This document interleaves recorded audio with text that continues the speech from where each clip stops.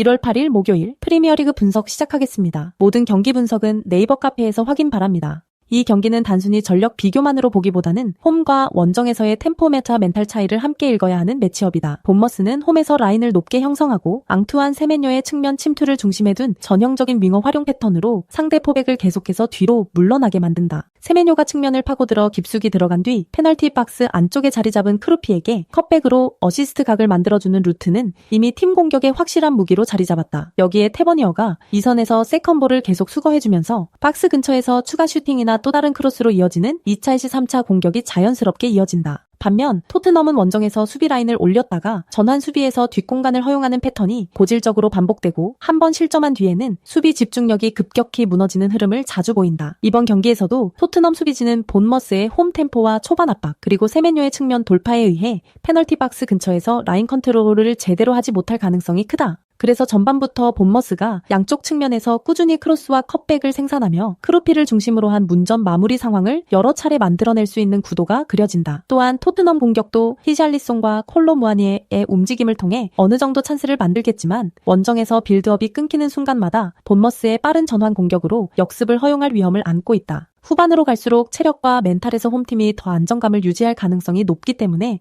점수 차이가 크지 않더라도 흐름 자체는 본머스 쪽으로 점점 더 기울어질 확률이 크다. 결국 이 경기는 본머스의 측면 침투와 컷백 패턴 그리고 홈에서의 공격 템포가 토트넘의 불안한 원정 수비와 맞물리며 홈팀이 승부의 키를 쥐게 될 가능성이 높은 매치업이다.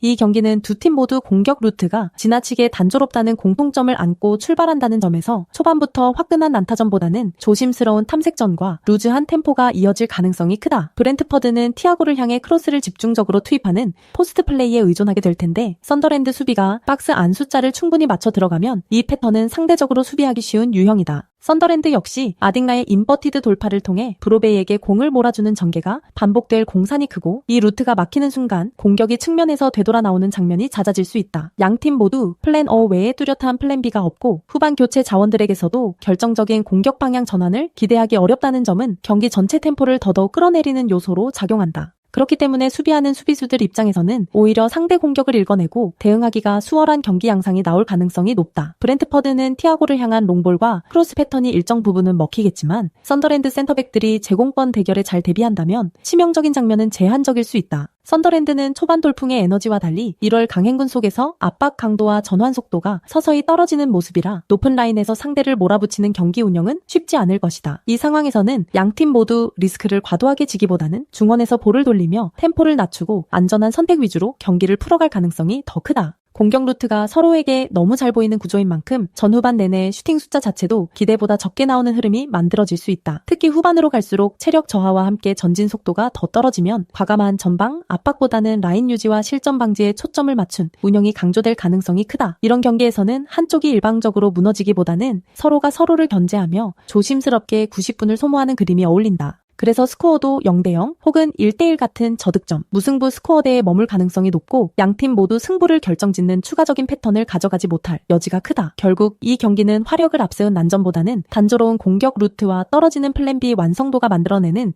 지루한 균형 상태 속에서 종료 휘슬을 맞이할 가능성이 짙다.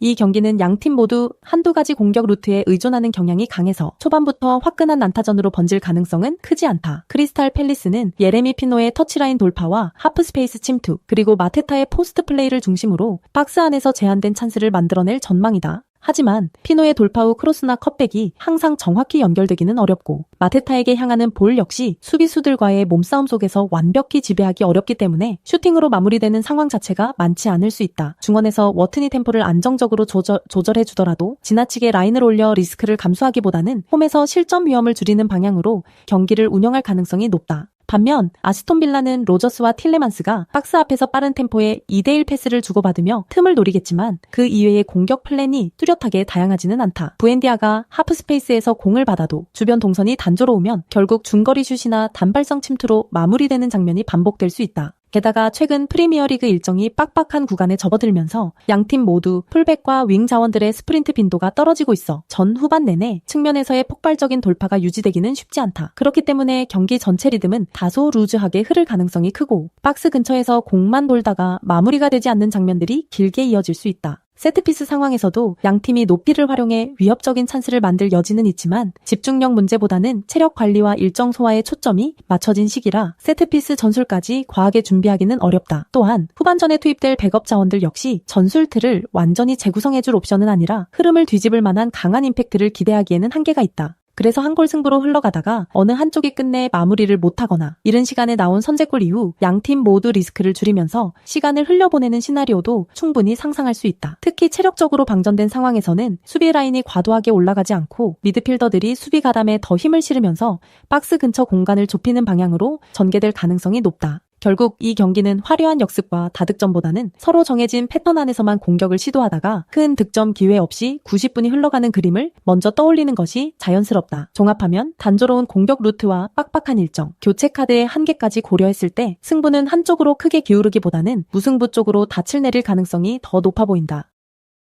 이번 에버튼과 울버햄튼의 맞대결은 말 그대로 측면 숫자 싸움만 제대로 읽어도 승부의 방향이 보이는 경기다. 에버튼은 양쪽 측면의 윙포워드와 풀백을 동시에 배치해 폭을 넓게 쓰면서도 필요할 때는 안쪽 하프 스페이스까지 파고드는 전개로 울버햄튼의 수비 블록을 흔들 준비를 하고 있다. 맥닐이 안으로 좁혀 들어오며 왼발 크로스를 올리고 알카라스가 박스 안과 하프 스페이스 사이를 오가며 세컨라인 침투를 가져가면 중앙에서는 베투가 제공권을 바탕으로 니어와 파포스트를 동시에 위협하는 균형이 만들어진다 때문에 측면에서 2대1 구조를 반복해서 만들 수 있다면 에버튼 입장에서는 복잡한 패턴 플레이 없이도 계속해서 크로스를 공급하며 박스 안에서 유효 슈팅을 누적할 수 있는 경기다. 울버햄튼은 황희찬의 역습 한 방과 주앙 고메스의 압박 회복 능력을 바탕으로 전환 상황에서 기회를 노리겠지만 윙백 한 명만으로 에버튼의 풀백 윙 포워드를 동시에 제어해야 하는 구조적 한계를 안고 있다. 그래서 윙백이 한 번만 타이밍을 잘못 잡아 전진했다가 뒷공간을 내주면 스리백이 커버를 나가는 순간 중앙과 파포스트 쪽 마크가 동시에 헐거워지는 그림이 나오기 쉽다. 에버튼의 코너킥 패턴도 이번 경기에서 중요한 무기다. 제공권이 좋은 선수들을 반대쪽 파포스트로 깊게 집어넣고 박스 외곽에는 알카라스 같은 이선 자원을 세컨볼 대비로 두기 때문에 코너킥 한 번이 단순한 세트피스가 아니라 연속적인 슈팅 기회로 이어질 수 있다. 반면에 울버햄튼은 수비시 마크 전환과 세컨볼 정리에서 불안한 장면이 자주 노출되어 왔고 이런 약점이 에버튼의 세트피스 설계와 맞물릴 경우 홈팀 쪽 기대값이 더 커질 수밖에 없다. 그럼에도 불구하고 울버햄튼이 황희찬의 돌파와 전환 속도를 활용해 한두 번 정도는 위협적인 역습 찬스를 만들 수는 있겠지만 전체적인 전술 구조와 측면 숫자 싸움을 놓고 보면 에버튼이 훨씬 준비된 쪽이라는 인상이 강하다. 홈 경기장에서 높은 텐션으로 시작할 에버튼은 전방 압박과 세트피스 그리고 측면 우위를 동시에 활용해 경기 흐름을 끊임없이 자기 쪽으로 끌어오려 할 것이다. 결국 이 경기는 어느 팀이 중원 싸움이 아니라 측면과 세트피스에서 더 많은 볼을 떨어뜨리느냐의 문제로 귀결될 가능성이 크고 그 지점에서 에버튼의 설계와 구조가 우위를 점하고 있다.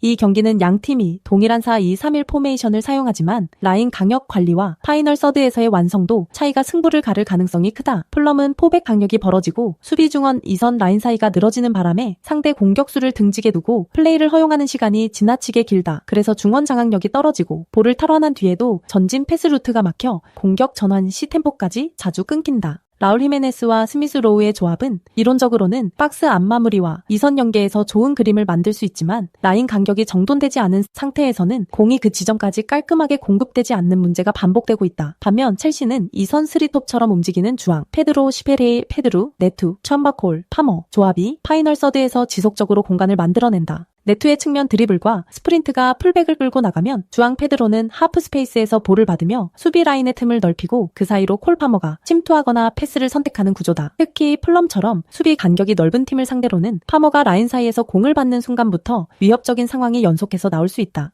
첼시의 에이스 콜 파머가 그 틈을 공략해 상대 파이널 서드 공간을 선점한다면 첼시는 초반부터 슈팅 볼륨과 박스 안 진입 횟수에서 확실한 우위를 가져갈 수 있다. 결국 첼시 선수들 입장에서는 풀럼의 구조적인 약점을 활용해 비교적 수월하게 선제 득점을 노릴 수 있고 한번 앞서기 시작하면 전술적으로 더 안정적으로 경기를 운영할 수 있는 상황이 만들어진다. 풀럼은 홈에서 점유율을 어느 정도 가져가려 하겠지만 빌드업 구간에서 압박을 받을 때 패스 선택이 단순해지고 템포를 끌어올리려다 오히려 공을 쉽게 내주는 장면이 나올 위험도 크다. 반면에 첼시는 탈압박 이후 곧바로 전환 속도를 올려 네트와 파머 쪽으로 빠르게 공을 연결하는 형태의 역습 패턴을 준비할 수 있다. 그래서 경기 전체 그림을 놓고 보면 풀럼은 수비 라인 강력과 중권 압박 강도에서 오는 구조적인 약점을 먼저 해소하지 못하는 이상 후반으로 갈수록 점점 더 많은 공간을 내줄 가능성이 높다. 첼시는 이러한 흐름에서 파이널 서드에서의 결정력과 이선 에이스의 한 방을 앞세워 승부처에서 보다 높은 효율을 보여줄 수 있는 쪽이다. 결국 전술적 상성과 라인 강력 관리, 파이널 서드에서의 완성도를 종합하면 이 매치업에서는 첼시 쪽으로 승부의 저울이 기울어지는 구도라고 보는 편이 합리적이다.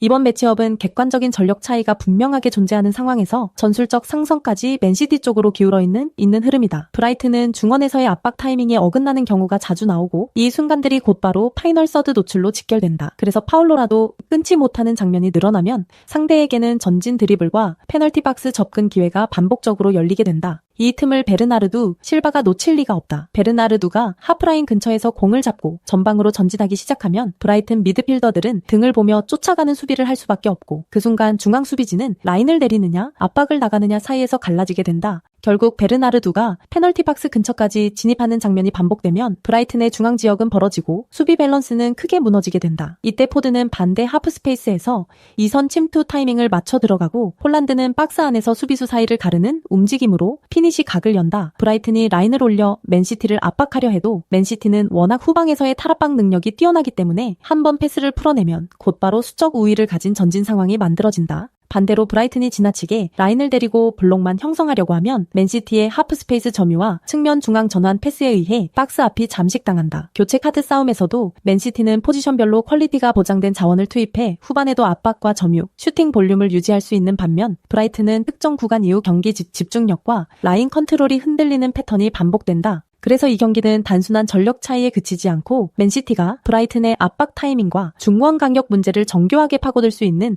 상성 경기라고 봐야 한다. 특히 후반으로 갈수록 브라이튼의 수비 조직은 새로 간격 유지가 어려워지고 세컨볼 경쟁에서도 뒤로 밀리는 구도가 자주 보일 가능성이 높다. 결국 베르나르두의 전진, 포든의 하프 스페이스 공략, 홀란드의 마무리가 단계적으로 맞물린다면 맨시티가 홈에서 경기 흐름을 일찍부터 주도하고 스코어까지 확실히 가져갈 수 있는 그림이다. 이 경기는 단순한 이름값 싸움이 아니라 수비 조직력과 라인 강력 관리에서 이미 큰 격차가 벌어진 매치업이다. 벌리는 시즌 내내 3백과 미드필더 라인 사이 공간이 벌어지는 문제를 해결하지 못했고 이 틈을 파고드는 상대 2선에게 수차례 결정적인 실점 위기를 허용해왔다. 측면에서도 윙백이 전진한 뒤 뒷공간을 메우는 커버 타이밍이 늦어 상대 윙 포워드나 인사이드 포워드가 풀백 뒷공간을 자유롭게 사용하는 장면이 계속 반복되고 있다. 이런 구조적인 수비 문제는 단순히 정신력으로 커버될 수 있는 영역이 아니기 때문에 강등권에 위치한 압박감 속에서도 뚜렷한 개선 없이 같은 실수를 되풀이하는 흐름이다. 당연히 수비와 미드필더 사이 공간이 벌어지면 그만큼 슈팅과 침투를 허용하는 빈도가 늘어나고 실점률이 상승할 수밖에 없다. 이러한 수비 조직력의 불안은 하루아침에 나아지기 어려운 부분이라 오늘 경기 역시 벌리의 최종 수비 라인이 다시 한번 흔들릴 가능성이 크다. 반면 맨유는 세스코를 최전방에 세워 벌리의 뒷공간을 지속적으로 노리면서 쿠냐를 통해 측면과 하프 스페이스를 동시에 공략하는 입체적인 공격 루트를 준비할 수 있다. 마트스 쿠냐는 벌리의 측면 수비 뒷공간과 수비 미드필더 간격이 벌어지는 지점을 정확히 겨냥해 안쪽으로 파고드는 침투 패턴과 컷백으로 양질의 득점 찬스를 만들어낼 수 있는 유형이다. 마운트가 2선에서 세컨드볼을 회수한 뒤 박스 근처로 침투하며 세스코와 쿠냐를 향해 빠른 전진 패스를 공급한다면 벌리의 수비 블록은 흔들리는 시간이 더 길어질 수밖에 없다. 특히 강등권에 몰린 팀 특유의 조급함과 홈에서의 심리적 부담까지 겹치면 라인 강력은 더욱 무너지고 파울로 경기를 끊는 장면이 늘어나면서 세트피스에서도 불안이 커질 수 있다. 그래서 이 경기는 벌리가 버티는 축구를 하더라도 구조적인 수비 문제 때문에 90분 내내 실점 위험에 노출될 수밖에 없는 흐름에 가깝다. 그럼에도 불구하고 벌리가 한두 번 역습 찬스를 잡을 여지는 있겠지만 전반적인 결정력과 공격 패턴의 다양성에서 맨유와의 격차는 분명하다. 결국 수비 조직력이 가장 취약한 구간, 즉 수비와 미드필더 사이가 벌어지고 측면 뒷공간까지 동시에 열리는 상황이 다시 한번 반복된다면 이 경기는 맨유의 공격 자원들이 경기 흐름을 가져가는 방향으로 흘러갈 가능성이 높다. 이 경기는 포메이션 숫자 싸움보다 뒷공간 스피드와 수비 라인의 기동력 차이가 승부를 가를 가능성이 크다. 뉴캐슬은 볼테마드와 고든이라는 발 빠른 공격수를 전방에 두고 토날리의 전진 패스를 통해 리즈 유나이티드의 느린 센터백 라인을 정면으로 공략할 수 있는 구조다. 특히 고든은 풀백과 센터백 사이 뒷공간을 노리는 런을 반복하며 한 번 각이 열리면 수비를 정면에서 돌파하기보다 측면에서 비스듬히 파고드는 움직임으로 수비 타이밍을 빼앗는다. 볼테마드는 박스 근처에서 등지는 플레이로 볼을 받아준 뒤 곧바로 측면이나 하프 스페이스로 빠지는 2차 침투를 통해 수비 라인을 끌어내는 역할을 할 수 있다. 이때 토날리가 중앙에서 볼을 잡아 리즈 유나이티드의 수비 간격이 벌어지는 순간을 노려 뒤로 떨어지는 공간에 스루 패스를 찔러 넣는 장면이 반복될 가능성이 크다. 반면 리즈 유나이티드의 3백은 페널티 박스 안 공간을 지키는 데 집중되어 있어 순간적인 뒷공간 커버 속도에서 뉴캐슬의 공격진과 뚜렷한 기동력 차이를 보일 수밖에 없다. 센터백들이 전반적으로 발이 빠른 편이 아니기 때문에 한번 라인이 올라간 상태에서 뒷공간을 내주면 회복 수비 과정에서 파울, 유도나 경고 위험까지 동반될 수 있다. 또한 리즈 유나이티드는 중원 숫자를 많이 두는 구조라 전개 단계에서는 어느 정도 볼을 소유하겠지만 마지막 박스 근처에서의 창의적인 패턴이 제한적이라는 약점이 있다. 칼버트 르윈의 제공권을 활용한 단조로운 전개에 의존하는 구간이 길어질 경우 세컨볼 경쟁에서 주도권을 잃는 순간 역습에 그대로 노출될 가능성이 높다. 뉴캐슬은 교체 카드에서도 속도와 에너지 레벨이 뛰어난 자원을 투입해 후반에도 뒷공간 침투를 이어갈 수 있기 때문에 시간 흐름이 길어질수록 기동력 격차가 더 크게 드러날 수 있다. 그래서 이 경기는 초반부터 뉴카슬이 뒷공간을 집요하게 노리면서 리즈 유나이티드 수비 라인의 느린 발을 시험해보는 흐름으로 전개될 가능성이 크다. 리즈 유나이티드는 박스 안에서 버티는 데 집중하겠지만 반복되는 침투와 스루 패스를 완전히 차단하기에는 수비 라인의 스피드와 회복 능력에서 한계가 명확하다. 결국 뉴캐슬의 공격 템포와 뒷공간 활용 능력이 리즈 유나이티드의 느린 센터백 라인과 맞부딪히는 순간 경기의 균형은 서서히 홈팀 쪽으로 기울 수밖에 없다. 후반 교체 국면에서는 뉴캐슬이 더 우월한 전력을 바탕으로 다시 한번 속도 차이를 강조하며 추가 득점 찬스를 만들어낼 가능성이 높다. 네이버 카페에 오시면 전 경기 분석글 확인하실 수 있습니다. 구독, 좋아요 누르시고 보다 빠르게 분석글 받아보시기 바랍니다. 감사합니다.